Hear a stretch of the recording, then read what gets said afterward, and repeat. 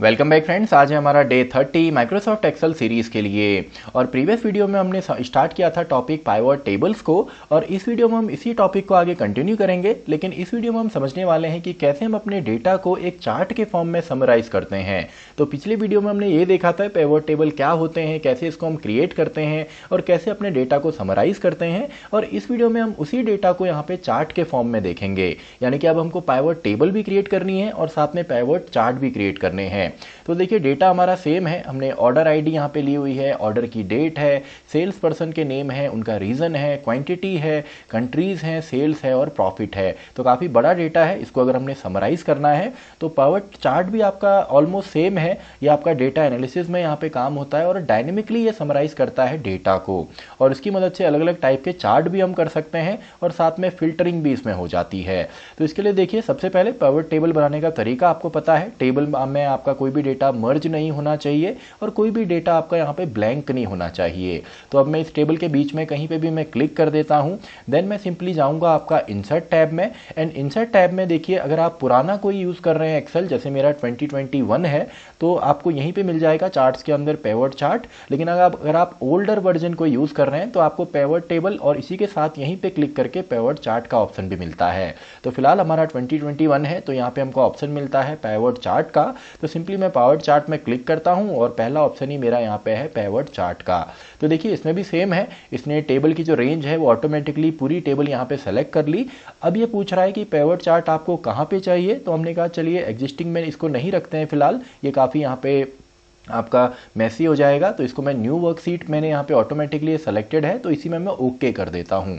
तो देखिए जैसे ही मैंने ओके किया तो यहाँ पे आपका पाइवट टेबल भी आ गया और साथ में आपका चार्ट वाला ऑप्शन भी आ गया। इससे पहले क्या आता था, केवल पाइवट टेबल, लेकिन अब इसका साथ साथ चार्ट भी आपको यहाँ पे मिलेगा। तो सीट 1 में हमारा डेटा है। अब हमने कहा हमको अगर कंट्रीज के बेसिस पे यहाँ पे प्रॉफिट देखना है, मान लीजिए तो कंट्रीज के बेसिस पे हमको यहाँ पे प्रॉफिट देखना है। तो यहाँ पे सभी जितने भी हमारे आईडी हैं या कॉलम के नाम हैं वो आपको मिल जाते हैं पाइवट चार्ट फील्ड में। और इसको इनेबल डिसेबल हम कर सकते हैं सिंपली यहीं से। तो यहाँ पे देखिए सिंपल सा है, pivot chart field, order ID, order date, sale person, region, quantity सब आपको मिला है। तो सबसे पहले मैं कंट्रीज को यहाँ से उठाता हूँ, ड्रैग करके मैं इसको डाल देता हूँ सिंपल एक्सीज वाले में। तो एक्सीज वाले में मैंने इसको डाला तो देखिए कंट्रीज के यहाँ पे नेम आपको मिल गए और धीरे धीरे हमारा चार्ट भी यहाँ पे बनना स्टार्ट हो गया है। इसके बाद हमको प्रॉफिट देखना है तो प्रॉफिट को मैंने यहाँ से उठाया और ये वैल्यू है यानी कि न्यूमेरिकल वैल्यू है। और न्यूमेरिकल वैल्यूज जैसे आपका क्वांटिटी हो गई, आपका सेल्स हो गया, प्रॉफिट हो गया, तो इनको हम ड्रैग एंड ड्रॉप करते हैं सिंपली आपका वैल्यूज में। तो वैल्यूज में यहाँ से उठा के जैसे ही मैंने इसको ड्रॉप किया तो देखिए यहाँ पे हर एक कंट्री के साथ आपकी सेल्स जो है वो आ गई है। इसके बाद नॉर्मल है आपका, जैसे आप एक नॉर्मल ग्राफ को ट्रीट करते हैं, नॉर्मल चार्ट को आप ट्रीट करते हैं, सेम वही है। जैसे ही मैं इसके बाहर क्लिक करता हूं तो देखिए इसके टैब यहाँ पे हट गए और जैसे ही इसमें चार्ट में क्लिक करता हूं तो इसके जो फील्ड हैं वो भी आ गए और साथ ही में जो बाकी यहाँ पे ऑप्शन है वो भी आपको मिलते हैं। ऐसे ही डिजाइन टैब है, डिजाइन टैब में जैसे आप ग्राफ को यहाँ पे एक चार्ट को आप डिजाइन करते हैं वो पूरे ऑप्शन आपको यहाँ पे मिलेंगे। जैसे यहाँ पे अलग अलग लेआउट है, आप किसी भी लेआउट में आप क्लिक कर सकते हैं। इसके अलावा आपको यहाँ पे मिल जाता है, अगर आपको चार्ट के एलिमेंट यहाँ पे देखने हैं, यानी कि इसमें मैं डाउन एरो में क्लिक करूँ तो इसका अगर आपने टाइटल देना है, अगर आपने डेटा लेबल दिखाना है, फॉर एग्जांपल डेटा लेबल जो इसमें है देखिए सेंटर पे आ गया, वैसे इनसाइड, इनसाइड बेस, आउटसाइड, तो इस तरीके से आप डेटा लेबल देख सकते हैं। और इसके अलावा अगर आप यहाँ पे चाहें तो आप चार्ट का टाइप भी चेंज कर सकते हैं। जैसे यहाँ पे चार्ट टाइप है तो चेंज चार्ट टाइप में मैं क्लिक करता हूँ तो देखिए सभी तरीके के चार्ट आपको यहाँ पे मिलते हैं। और यहाँ पे मैं जाता हूँ, फॉर एग्जांपल मैंने कहा हमको बार चार्ट चाहिए या हमको पाई चार्ट चाहिए, तो चलिए मैं पाई चार्ट पे क्लिक करता हूँ ताकि सभी कंट्री का ओवरऑल हमको यहाँ पे दिख जाए। मैंने ओके पे क्लिक किया तो इस तरीके से देखिए आपको यहाँ पे चार्ट मिल गया, पाई चार्ट, यानी कि जिसमें आपको 100% में से दिखाना होता है।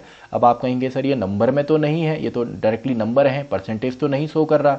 तो इसी के ऊपर मैं क्लिक करूंगा, राइट क्लिक आप इसमें करेंगे तो एक ऑप्शन आपको मिलेगा फॉर्मेट डेटा लेबल्स का। तो फॉर्मेट डेटा लेबल्स में आप क्लिक कीजिए एंड जैसे आप फॉर्मेट डेटा लेबल में क्लिक करते हैं देखिए यहाँ पे ऑप्शन आ गए आपके पास। तो इसको मैं वैल्यूज को हटा के मैं परसेंटेज में यहाँ पे क्लिक कर देता हूँ। तो जैसे ही मैंने परसेंटेज पे क्लिक किया तो देखिए अब यहाँ पे जो आपका डेटा है ये परसेंटेज में आपको मिल गया है। ऐसे ही आप मैं यहाँ पे चलिए मैं चार्ट टाइप फिलहाल चेंज कर देता हूँ। ये तो केवल मैं आपको दिखा रहा था कि किस तरीके से आपका डेटा आएगा। तो नॉर्मल कॉलम चार्ट ही हम रहने देते हैं क्योंकि डेटा हमारे पास केवल 5 कंट्री है। तो कभी भी आपका डेटा ना, अगर आपका 4 कंट्री 5 कंट्री या 5 या 6 आपका डेटा होता है 6-4 कैटेगरी में, तो इसके लिए सबसे बेस्ट होता है कि आप बार चार्ट यूज़ कीजिए या सिंपली आप कॉलम चार्ट यूज़ कीजिए। फिलहाल अभी हम कॉलम चार्ट यूज़ कर रहे हैं। तो ऐसे ही देखिए, हमने यहाँ पे कंट्री के बेसिस पे हमने यहाँ पे देखा आपका प्रॉफिट। अब कंट्री के बेस पे अगर हमको सेल्स यहाँ पे देखनी है तो सेल्स को भी मैंने यहाँ से उठाया और इसको मैंने ड्रॉप कर दिया वैल्यूज़ पे। तो देखिए, एक जो हमारा कॉलम है वो यहाँ पे बन गया है आपका प्रॉफिट का, और दूसरा आपका कॉलम आपको मिलता है यहाँ पे सेल्स का। एंड देन अगर आपको डिटेल में डेटा देखना है, उस डेटा का भी आपने अगर ग्राफ वगैरह बनाना है, सॉरी चार्ट वगैरह आपने बनाना है, जैसे हमने कहा फ्रांस का हमको ओवरऑल चार्ट चाहिए आपका प्रॉफिट का, तो आप सिंपली प्रॉफिट के ऊपर डबल क्लिक कीजिए। तो देखिए, इसने ऑटोमेटिकली अलग से एक सीट में पूरा यहाँ पे जो आपका डेटा है फ्रांस का वो पूरा आपको मिल गया। अब ये ऑलरेडी आपका सेलेक्टेड है पूरा का पूरा, तो इस पूरे को आप सेलेक्ट कीजिए। वैसे तो ऑलरेडी सेलेक्टेड आपको मिलेगा। देन आप जा सकते हैं दोबारा इंसर्ट में, एंड दोबारा आप यहाँ पे जा सकते हैं डायरेक्टली चार्ट्स में, और इसका आप चाहें तो इंडिविजुअली भी आप इसका चार्ट बना सकते हैं। तो देखिए, यहाँ पे हमने इसका भी अब चार्ट बना लिया। तो काफ़ी आसान हो जाता है जब आप पावर टेबल का यूज़ करते हैं। तो इसके साथ आप चाहें तो चार्ट भी बना सकते हैं और साथ में आप चाहें तो डायरेक्टली डेटा को समराइज भी कर सकते हैं। क्योंकि ये काफ़ी बेसिक सा था, तो आई होप आपको ये समझ में आ गया होगा और प्रीवियस वीडियो आपने देखी होगी। और अगर आपने पूरी प्लेलिस्ट अभी तक नहीं देखी है, प्रीवियस वीडियोज़ आपको देखने में प्रॉब्लम होती है, नहीं मिलती, तो पूरी की पूरी जो प्लेलिस्ट है उसका लिंक आपको हर एक वीडियो के डिस्क्रिप्शन बॉक्स में मिलेगा, वहां पे आप चेकआउट कर सकते हैं। तो आई होप आपको आज का टॉपिक समझ में आ गया होगा कि किस तरीके से हम पाइवट टेबल्स की मदद से पाइवट चार्ट को क्रिएट करते हैं। तो इसी के साथ हमारी ये वीडियो भी खत्म होती है, वीडियो नंबर 30। तो मैं मिलता हूं आपसे नेक्स्ट वीडियो में, वीडियो नंबर 31।